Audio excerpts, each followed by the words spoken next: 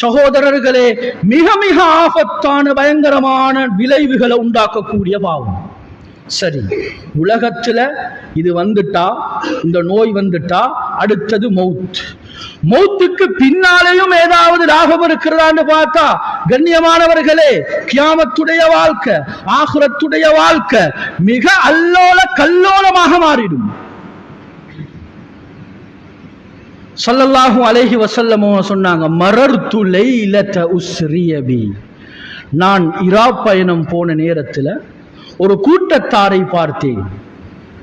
தன்னூர் போன்ற ஒரு அடுப்பு, மேல் பக்கம் சிறுசாக இருக்கிறது, கீழ்பக்கம் அப்படியே அகலமாக இருக்கிறது. பயங்கரமான பிரமாண்டமான ஒரு குழி, தன்னூர் அடுப்பு. ஆண்களும் பெண்களும் அதிலே உரியானன் ஆடைகள் இல்லாமல் வந்து விழுந்து கொண்டிருக்கிறார்கள். பயந்து போய் ஜிப்ரீலிடம் கேட்டேன், மன் ஹவுலா யா ஜிப்ரீல், ஜிப்ரீலே இவர்கள் யார் என்று கேட்டேன்.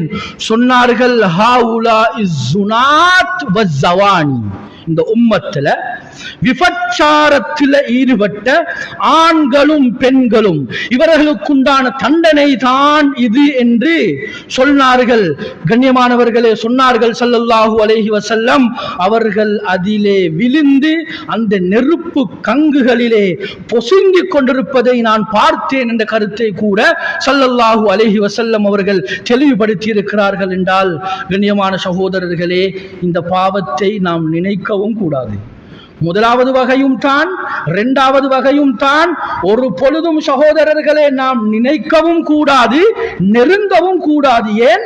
குர்ஆன் சொல்கிறது, விபச்சாரம் செய்ய வேண்டாம் என்று சொல்லவில்லை.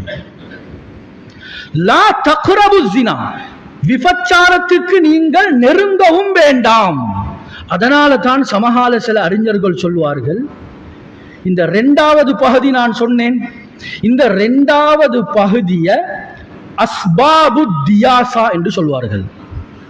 ஒரு ஆண், ரோஷம் இல்லாத ஒரு ஆணிடமிருந்து தன்னுடைய மனைவிமார், தன்னுடைய பெண் குழந்தைகள் இந்த சமகாலத்தில் வெளிப்பட்டிருக்கக்கூடிய அல் முவாசலாத் அல் ஹதீசியா, சமகால இந்த தொடர்பு சாதனங்களின் மூலமாக லேசாக இந்த பாவத்தை அழகாக செய்யலாம், இந்த 6 விதமான உறுப்புகளின் மூலமாக.